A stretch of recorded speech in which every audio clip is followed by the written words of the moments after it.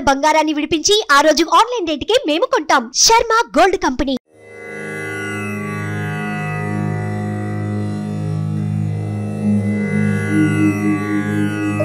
श्रीधनधा उवाच देवी देवमुपागम्य नीलकण्ठं मम प्रियम् कृपया पार्वती प्राह शङ्करं करुणाकरम्। श्रीदेव्युवाच ब्रूहि वल्लभसाधूनां दरिद्राणां कुटुम्बिनां दरिद्रदलनोपायमञ्जसैव धनप्रदम् धनप्रदम्। श्रीशिव उवाच पूजयन् पार्वती वाक्यमिदमाह महेश्वरः उचितं जगदम्बासि तव भूतानुकम्पया ससीतं सानुजं रामं साञ्जनेयं सखानुगं प्रणम्य परमानन्दं वक्ष्येऽहं स्तोत्रमुत्तमम्। धनधं श्रद्दधानानां सदह्यः सुलभकारकं योगक्षेमकरं सत्यं सत्यमेव वचो मम पठतः पाठयतोऽपि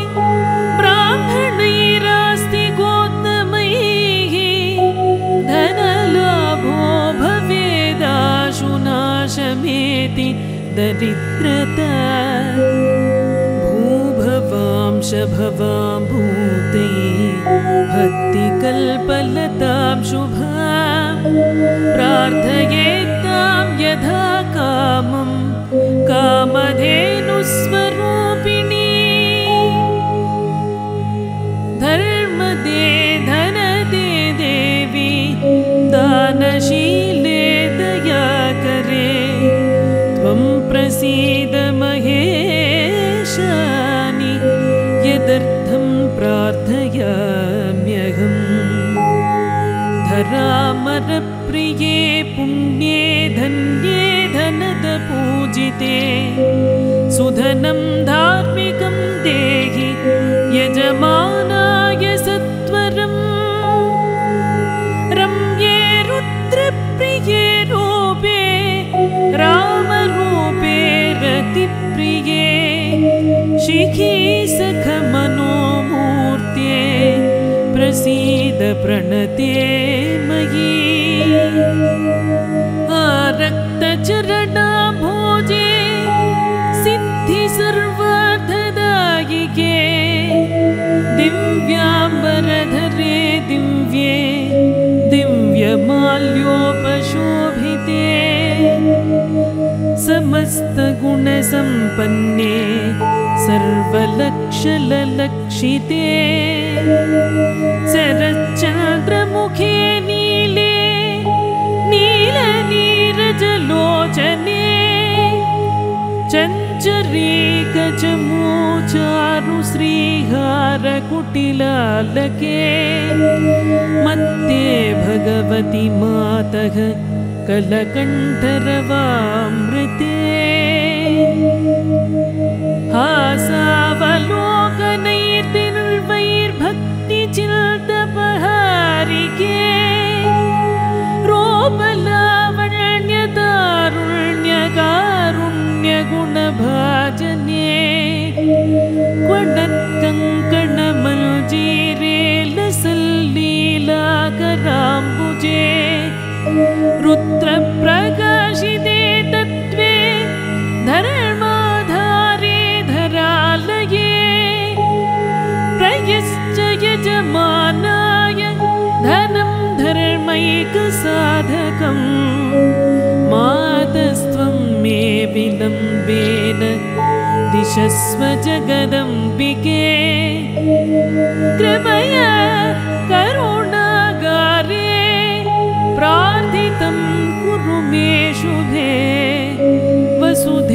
वसुधारूपे वसुवासववन्दिते धनधे यजमानाय वरदे वरदा भव ब्राह्मण्यैर्ब्राह्मण्यैः पूज्ये पार्वती शिवशङ्करे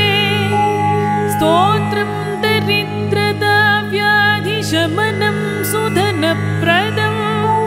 श्रीकरे शङ्करे श्रीदे प्रसीद मयि किङ्करे पार्वतीश प्रसादेन सुरेश किङ्करेरितं श्रद्धया ये पठिष्यन्ति पाठयिष्यन्ति भक्तितः सहस्रमयुतं लक्षं धनलाभो भवेत् ध्रुवं धनधाय समस्तुभ्यं निधिपद्माधिपाय च भवन्तु तत्प्रसादान्मे धनधान्यादिसम्पदः इति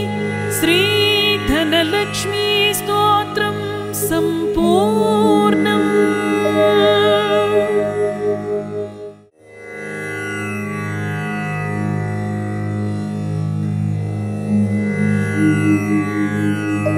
श्रीधनधा उवाच देवी देवमुपागम्य नीलकण्ठं मम प्रियं कृपया पार्वती प्राह शङ्करं करुणाकरम् श्रीदेव्युवाच ब्रूहि वल्लभसाधूनां दरिद्राणां कुटुम्बिनां दरिद्रदलनोपायमञ्जसैव धनप्रदं श्रीशिव उवाच पूजयन् पार्वती वाक्यमिदमाह महेश्वरः उचितं जगदम्बासि तव भूतानुकम्पया ससीतं सानुजं रामं साञ्जनेयं सखानुगं प्रणम्य परमानन्दं वक्ष्येऽहं स्तोत्रमुत्तमम् धनधं श्रद्दधानानां सदह्यः सुलभकारकं योगक्षेमकरं सत्यं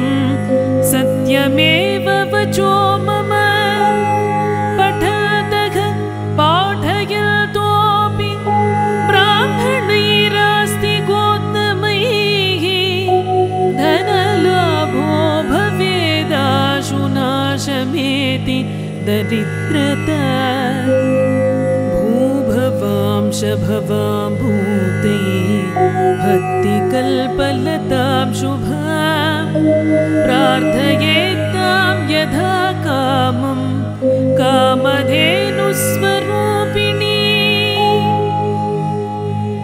धर्मदे धनदे देवी दानशीले दयाकरे त्वं प्रसीद महेशानि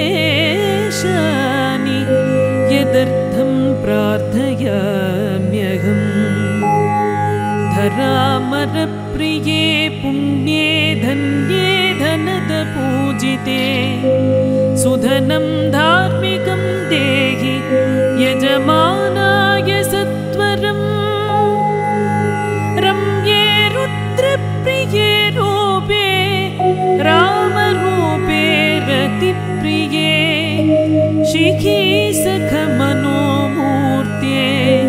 प्रसीद प्रणते मयि आरक्तचरणा भोजे सिद्धि सर्वार्थदायिके दिव्याम्बरधरे दिव्ये दिव्यमाल्योपशोभिते समस्तगुणसम्पन्ने सर्वलक्षललक्षिते शरच्चन्द्रमुखे नीले नीलनीरजलोचने चञ्चरीकचमूचारु श्रीहारकुटिलालके मत्ते भगवति मातः कलकण्ठरवामृते हासावलोकनैर्दिर्वैर्भक्तिचिन्तपहारिके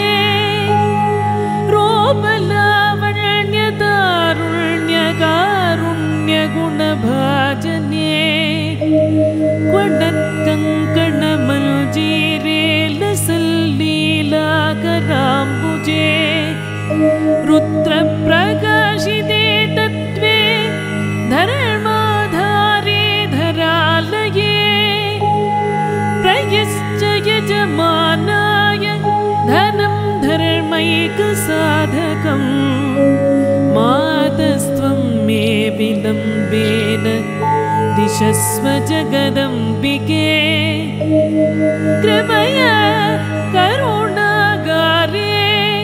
प्रार्थितं कुरु मे शुभे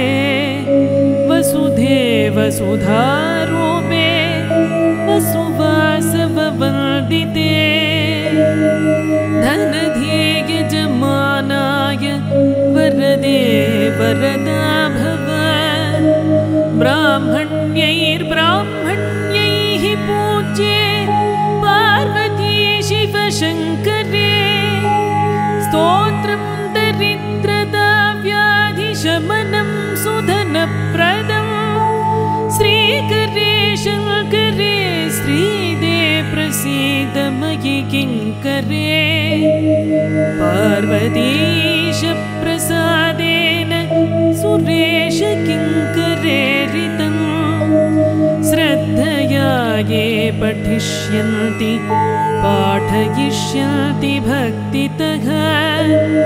सहस्रमयुतं लक्षं धनलाभो भवेत् ध्रुवं धनधाय समस्तुभ्यं निधिपद्माधिपाय च भवन्तु तत्प्रसादान्मे धनधान्यादिसम्पदः इति श्रीधनलक्ष्मी स्तोत्रं सम्पूर्णम्।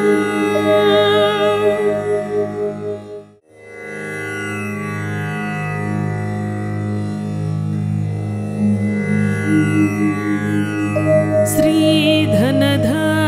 उवाच देवी देवमुपागम्य नीलकण्ठं मम प्रियं कृपया पार्वती प्राह शङ्करं करुणाकरम् श्रीदेव्युवाच ब्रूहि वल्लभसाधूनां दरिद्राणां कुटुम्बिनां दरिद्रदलनोपायमञ्जसैव धनप्रदम् श्रीशिव उवाच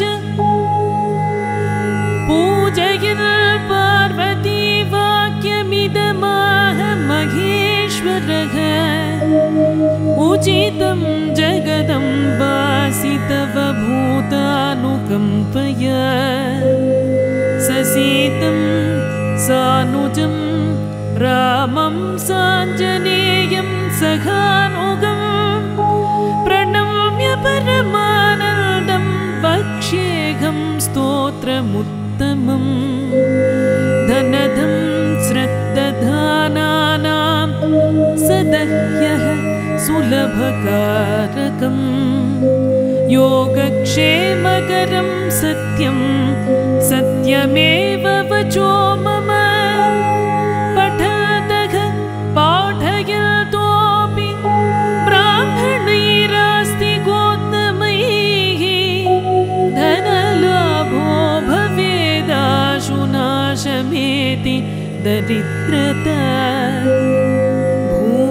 भूभवांशभवां भूते भक्तिकल्पलतां शुभां प्रार्थयेत्तां यथा कामं कामधेनुस्वरूपिणी धर्मदे धनदे देवी दानशीले दयाकरे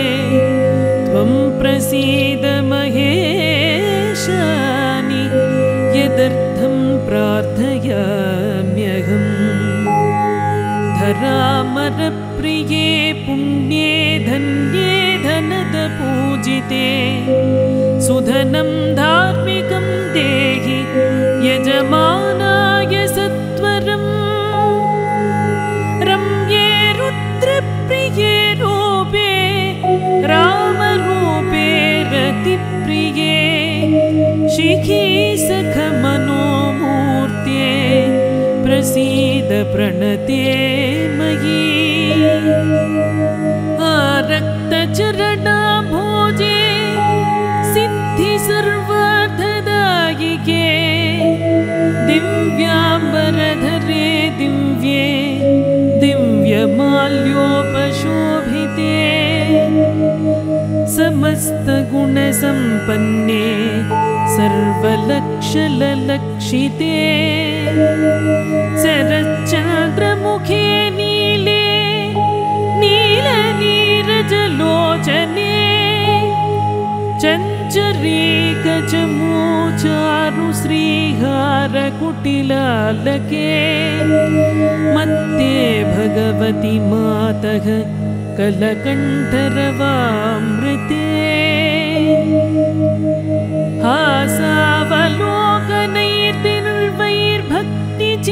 हासावलोकनैर्दिर्वैर्भक्तिचिन्तपहारिके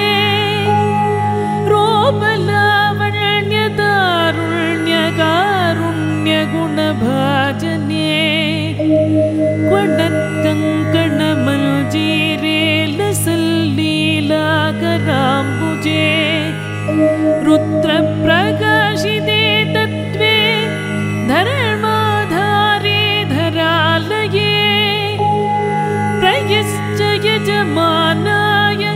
धनं धर्मैकसाधकम् मातस्त्वं मे विलम्बेन दिशस्व जगदम्बिके कृपया करुणागारे प्रार्थितं कुरु मे शुभे वसुधे वसुधारूपे वसुवासववन्दिते धनध्ये यजमानाय वरदे वरदा भव ब्राह्मण्यैर्ब्राह्मण्यैः पूज्ये पार्वती शिवशङ्करे स्तोत्रं दरिद्रदाव्याधिशमनं सुधनप्रदं श्रीकरे शङ्करे श्रीदे प्रसीद मयि किङ्करे पार्वतीश प्रसादेन सुरेश किङ्करेरितं श्रद्धया ये पठिष्यन्ति पाठयिष्यन्ति भक्तितः सहस्रमयुतं लक्षं धनलाभो भवेत् ध्रुवं धनधाय समस्तुभ्यं निधिपद्माधिपाय च भवन्तु तत्प्रसादान्मे धनधान्यादिसम्पदः इति श्रीधनलक्ष्मी स्तोत्रं सम्पूर्णम्।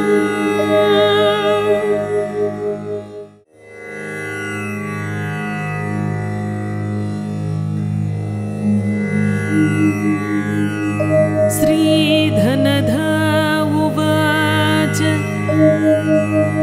देवी देवमुपागम्य नीलकण्ठं मम प्रियम् कृपया पार्वती प्राह शङ्करं करुणाकरम् श्रीदेव्युवाच ब्रूहि वल्लभसाधूनां दरिद्राणां कुटुम्बिनां दरिद्रदलनोपायमञ्जसैव धनप्रदम् श्रीशिव उवाच पूजयन् पार्वती वाक्यमिदमाह महेश्वरः उचितं जगदम्बासि तव भूतानुकम्पया ससीतं सानुजं रामं साञ्जनेयं सखानुगं प्रणम्य परमानन्दं वक्ष्येऽहं स्तोत्रमुत्तमम् धनधं श्रद्दधानानां सदह्यः सुलभकारकं योगक्षेमकरं सत्यं सत्यमेव वचो मम पठतः पाठयतोऽपि ब्राह्मणैरास्ति गोत्तमैः धनलाभो भवेदाशु नाशमेति दरिद्रता भूभवांशभवां भूते भक्तिकल्पलतां शुभां प्रार्थयेत्तां यथा कामं कामधेनुस्वरूपिणी धर्मदे धनदे देवी दानशीले दयाकरे त्वं प्रसीद महेशानि यदर्थं प्रार्थयाम्यहम्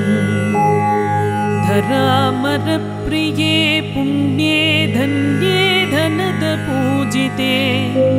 सुधनं धार्मिकं देहि यजमानाय सत्वरम् रम्ये रुद्रप्रिये रूपे रामरूपे रतिप्रिये शिखी सखमनोमूर्त्ये प्रसीद प्रणते मयि आरक्तचरणा भोजे सिद्धि सर्वार्थदायिके दिव्याम्बरधरे दिव्ये दिव्यमाल्योपशोभिते समस्तगुणसम्पन्ने सर्वलक्षललक्षिते शरच्चन्द्रमुखे नीले नीलनीरजलोचने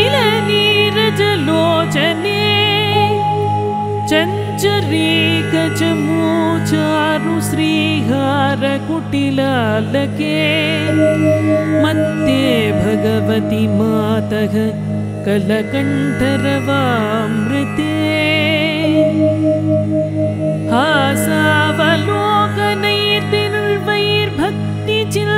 हासावलोकनैर्दिर्वैर्भक्तिचिन्तपहारिके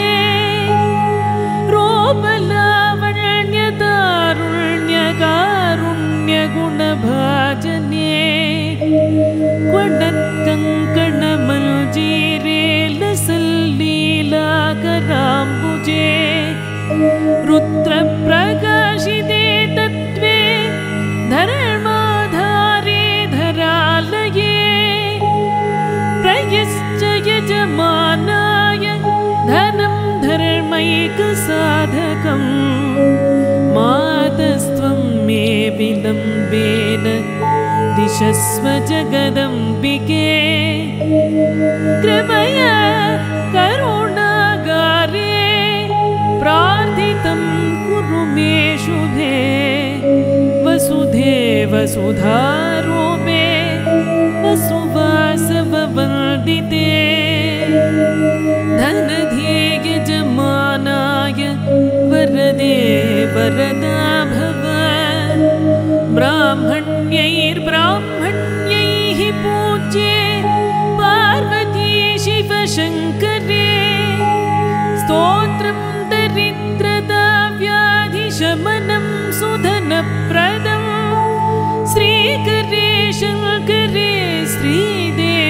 प्रसीद मयि किङ्करे पार्वतीश प्रसादेन सुरेश किङ्करेरितं श्रद्धया ये पठिष्यन्ति पाठयिष्यन्ति भक्तितः सहस्रमयुतं लक्षं धनलाभो भवेत् ध्रुवं धनधाय समस्तुभ्यं निधिपद्माधिपाय च भवन्तु तत्प्रसादान्मे धनधान्यादिसम्पदः इति श्रीधनलक्ष्मी स्तोत्रं सम्पूर्णम्।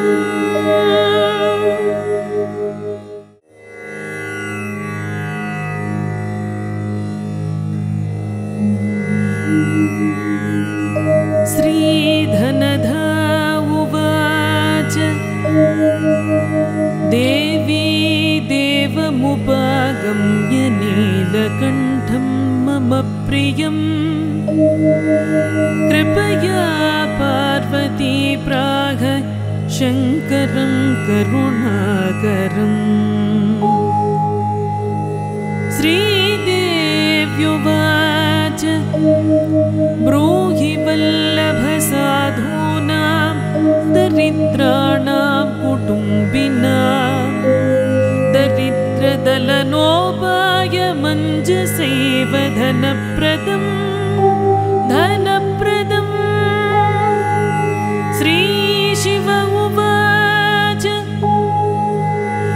पूजयन् पार्वती वाक्यमिदमाह महेश्वरः उचितं जगदम्बासि तव भूतानुकम्पया ससीतं सानुजं रामं साञ्जनेयं सखानुगं प्रणम्य परमानन्दं वक्ष्येऽहं स्तोत्रमुत्तमम्।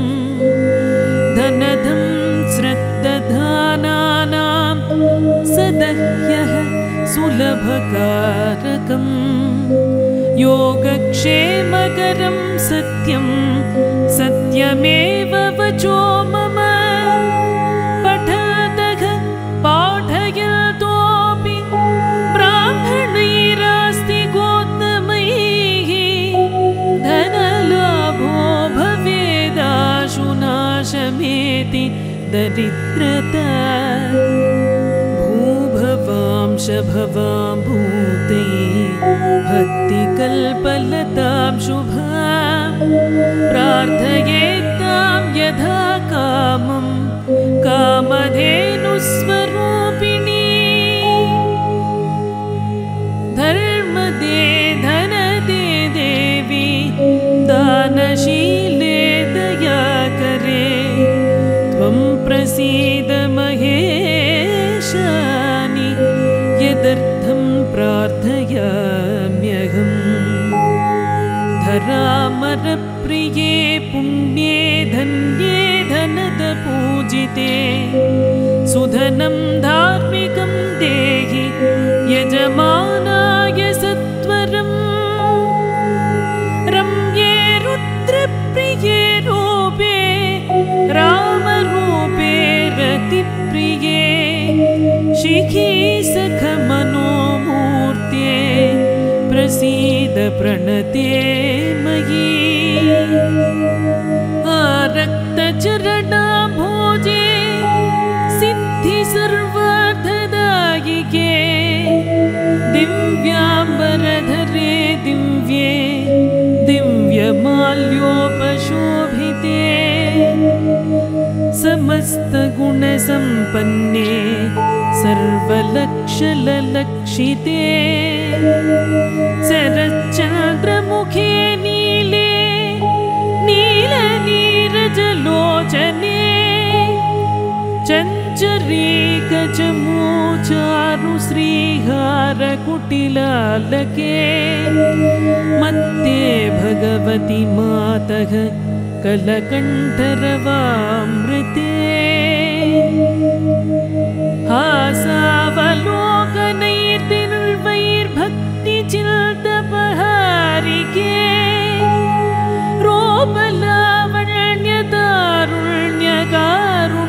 रूपलावण्यतारुण्यकारुण्यगुणभाजने क्वडत्कङ्कणमञ्जीरे लसल्लीलाकराम्बुजे रुद्रप्रकाशिते तत्त्वे धर्माधारे धरालये प्रयश्च यजमानाय धनं धर्मैकसाधकम् मातस्त्वं मे विलम्बेन दिशस्व जगदम्बिके कृपया करुणागारे प्रार्थितं कुरु मे शुभे वसुधे वसुधारूपे वसुवासववन्दिते धनधे यजमानाय वरदे वरदा भव ब्राह्मण्यैर्ब्राह्मण्यैः पूज्ये पार्वती शिवशङ्करे स्तोत्रं दरिद्रता व्याधिशमनं सुधनप्रदं श्रीकरे शङ्करे श्रीदे प्रसीद मयि किङ्करे पार्वतीश प्रसादेन सुरेश किङ्करेरितं श्रद्धया ये पठिष्यन्ति पाठयिष्यन्ति भक्तितः सहस्रमयुतं लक्षं धनलाभो भवेत् ध्रुवं धनधाय समस्तुभ्यं निधिपद्माधिपाय च भवन्तु तत्प्रसादान्मे धनधान्यादिसम्पदः इति श्रीधनलक्ष्मी स्तोत्रं सम्पूर्णम्।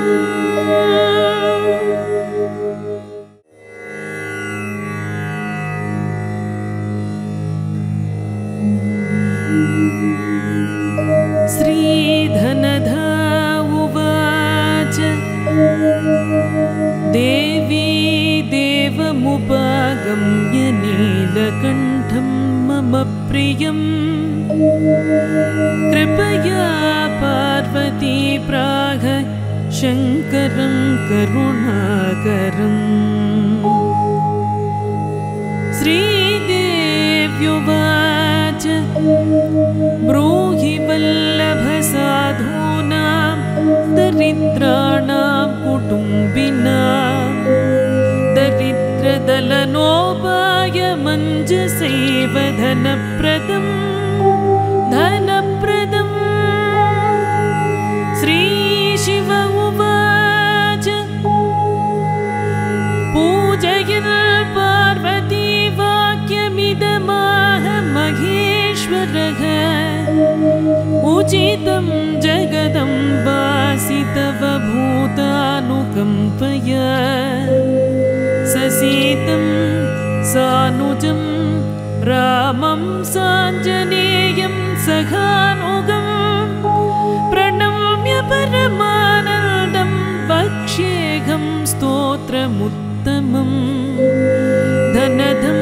श्रद्दधानानां सदह्यः सुलभकारकं योगक्षेमकरं सत्यं सत्यमेव वचो मम पठतः पाठयतोऽपि ब्राह्मणैरास्ति गोत्तमैः धनलाभो भवेदाशुनाशमेति दरिद्रता भूभवांशभवां भूते भक्तिकल्पलतां शुभां प्रार्थयेत्तां यथा कामं कामधेनुस्वरूपिणी धर्मदे धनदे देवी दानशीले दयाकरे त्वं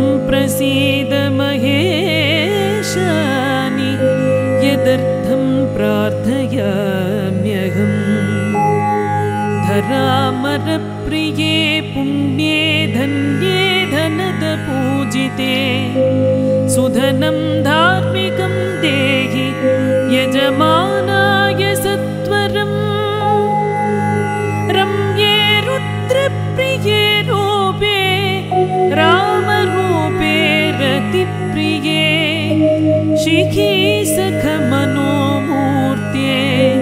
प्रसीद प्रणते मयि आरक्तचरणा भोजे सिद्धि सर्वार्थदायिके दिव्याम्बरधरे दिव्ये दिव्यमाल्योपशोभिते समस्तगुणसम्पन्ने सर्वलक्षललक्षिते शरच्चन्द्रमुखे नीले नीलनीरजलोचने चञ्चरीकचमूचारु श्रीहारकुटिलालके मत्ते भगवति मातः कलकण्ठरवामृते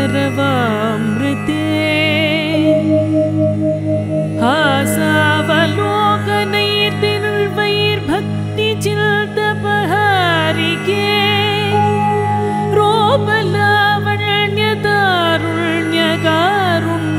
रूपलावण्यतारुण्यकारुण्यगुणभाजने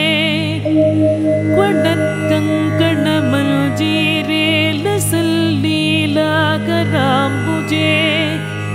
रुद्रप्रकाशिते तत्त्वे धर्माधारे धरालये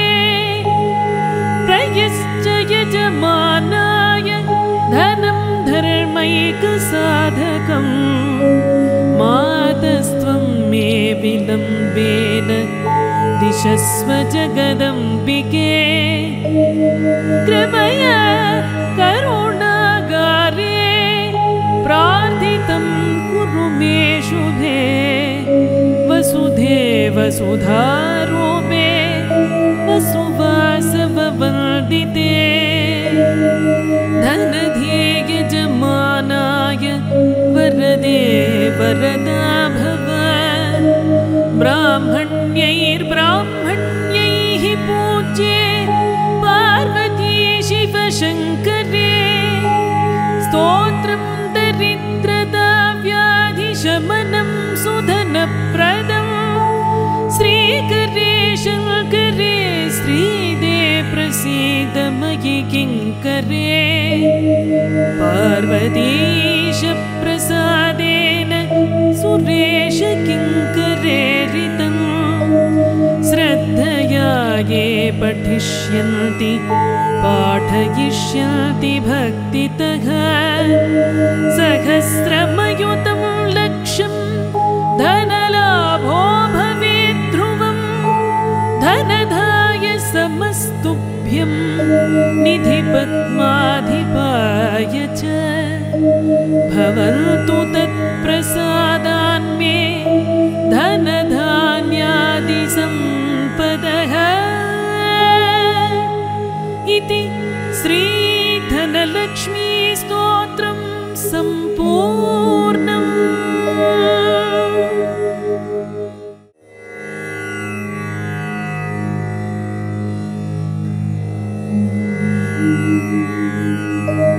श्रीधनधा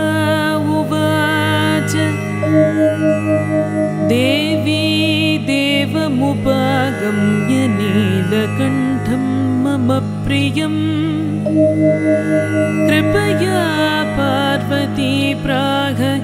शङ्करं करुणाकरम् श्रीदेव्युवाच ब्रूहि वल्लभसाधूनां दरिद्राणां कुटुम्बिनां दरिद्रदलनोपायमञ्जसैव धनप्रदम् श्रीशिव उवाच पूजयन् पार्वती वाक्यमिदमाह महेश्वरः उचितं जगदम्बा प्रार्थय ससीतं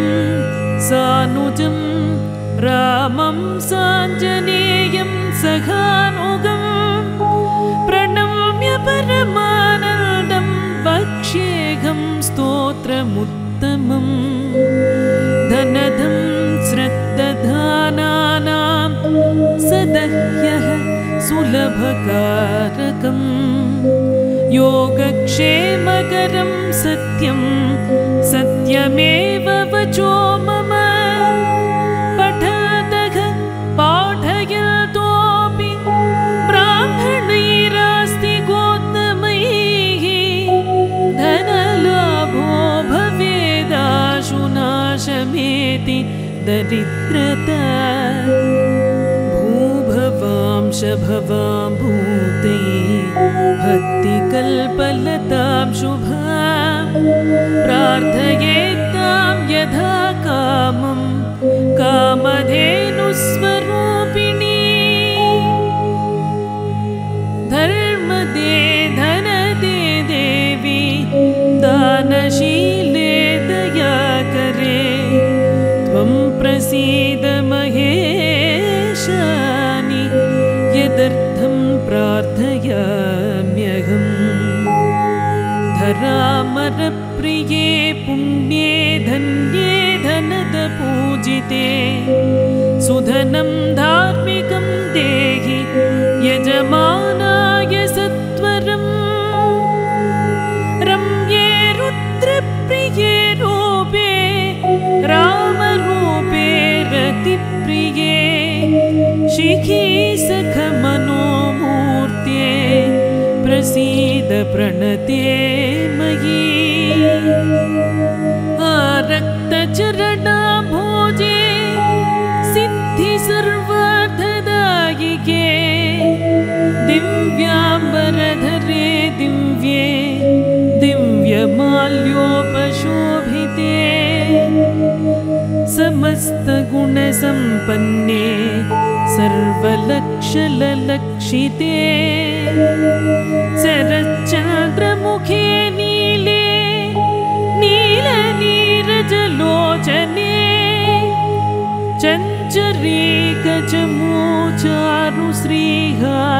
चञ्चरीकचमोचारुश्रीहारकुटिलालके मत्ते भगवति मातः कलकण्ठरवामृते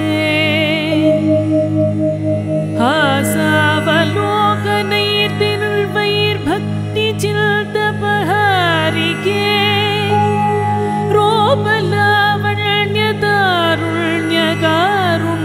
रूपलावण्यतारुण्यकारुण्यगुणभाजने क्वणत्कङ्कणमञ्जीरे लसल्लीलाकराम्बुजे रुद्रप्रकाशिते तत्त्वे धर्माधारे धरालये प्रयश्च यजमानाय धनं धर्मैकसाधकम् मातस्त्वं मे विलम्बेन दिशस्व जगदम्बिके कृपया करुणागारे प्रार्थितं कुरु मे शुभे वसुधे वसुधारूपे वसुवासववन्दिते धनध्ये यजमानाय वरदे वरदा भव ब्राह्मण्यैर्ब्राह्मण्यैः पूज्ये पार्वती शिवशङ्करे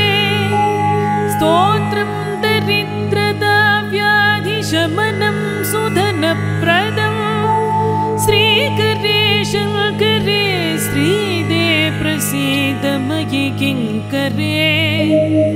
पार्वतीश प्रसादेन सुरेश किङ्करेरितं श्रद्धया ये पठिष्यन्ति पाठयिष्यन्ति भक्तितः सहस्रमयुतं लक्षं धनलाभो भवेत् ध्रुवं धनधाय समस्तु तुभ्यं निधिपद्माधिपाय च भवन्तु तत्प्रसादान्मे धनधान्यादिसम्